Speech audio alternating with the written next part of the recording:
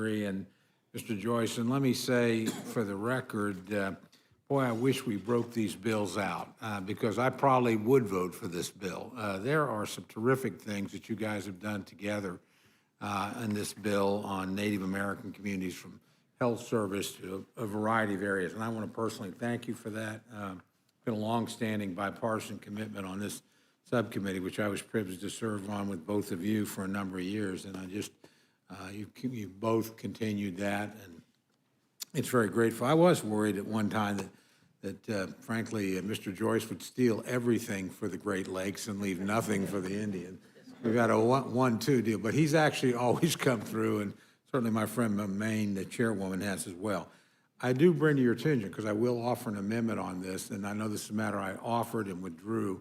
We have a very unique situation in Oklahoma coming from a Supreme Court decision. I've actually distributed a Washington Post article about it, and again, I'm wedded. The Supreme Court and has not by anything the tribes did, although they certainly were in favor of the decision, but we had some really smart criminal defense lawyers that went and made the argument that you never abolish the reservations in Oklahoma. So if an Indian commits a crime on an Indian reservation, the state government has no direct jurisdiction. The feds do, and tribal law enforcement does. And it did that over an area comprising about 40% of the surface of Oklahoma, with about 1.8 million people. And so this has really caused a lot of problems. I have legislation that would deal with it, although not everybody supports the legislation that I would offer. The federal government has put in the DOJ bill, and I actually wrote a letter in support of this, an additional $70+ million for extra help for U.S. attorneys, extra help for the FBI, extra help for U.S. Marshals, and they need it because they're picking up a lot of stuff that local law enforcement used to do. But there's precious little in the Biden budget for tribal law enforcement, who actually will handle a larger number of the crimes. The major crimes will probably migrate mostly to the feds because tribal courts are limited in the severity of the penalties that they can, impose. And certainly if you're dealing with a rape or a murder or something like that, you're going to probably go to the feds. But so I will just tell you, the tribes are spending tens of millions of dollars that none of them budgeted for. And this is not their obligation. This is a federal government trust responsibility on Indian land.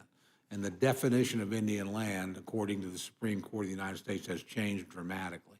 So I don't fault my friends on the committee for not doing it. We're just grappling with it now. So please don't take the amendment I offer or anything as a criticism. You've more than demonstrated your commitment in these areas and your joint work together in the bill. But I actually talked to the chairwoman of the full committee about this morning.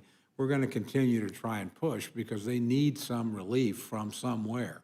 These tribes, again, are deploying tens of millions of dollars. They did not have the police forces, the court systems, or the incarceration space to handle this. They haven't done jurisdiction like this in 100 years. And they got pretty capable courts. They got pretty capable law enforcement on their own trust land, but they don't hold the entire area in trust. They hold their facilities in trust. But this has now been expanded exponentially, where we're shoving responsibilities. So again, Congress needs to look at this. We have the power of the purse. And again, I'm not even being critical of the Biden administration in the sense that they didn't have much about it in their own budget. They just got there. And this is a pretty new Supreme Court decision.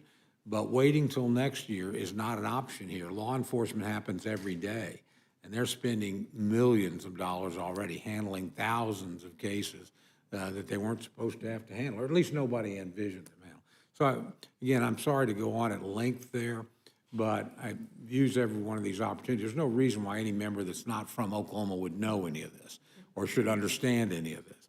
So again, I don't fault anybody, but I have to take the opportunities I have. And so I will be offering that amendment, but please don't take the amendment to think I have any disagreement with the broad thrust of what you guys did on Native American policy. You did a good job, and very grateful for that. So I don't really have a question. I just wanted to make that point.